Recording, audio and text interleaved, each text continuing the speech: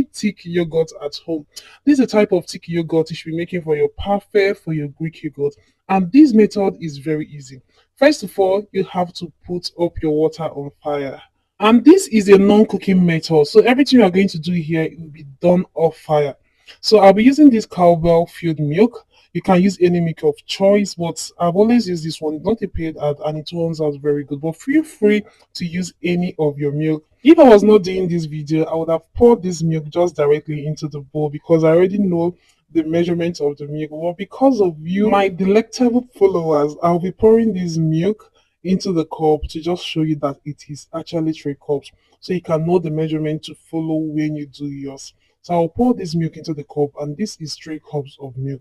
And what I always do whenever I'm doing a thick yogurt or Greek yogurt, I'll always use 1 extra cup to the cups of milk that I added. That means if I use 3 cups of milk, I'm going to be adding 4 cups of water. I hope you understand. And you can use any cup at all for your measurement. Just know that the cup you use in measuring your milk is the same cup you're going to use to measure your water.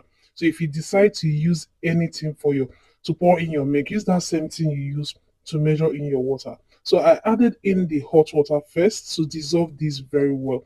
So the water I showed in the kettle, I added it first to dissolve this milk very well so it won't have any lumps at all. If you go in first with just the normal room temperature water, you're going to find it difficult to dissolve this milk. But if you go in first with the very hot water, the milk is just going to dissolve easily. There will not be any lumps at all. So I added in the 2 cups of the hot water and I'm going to be using 2 cups of cold water. That is 4 cups of water in total.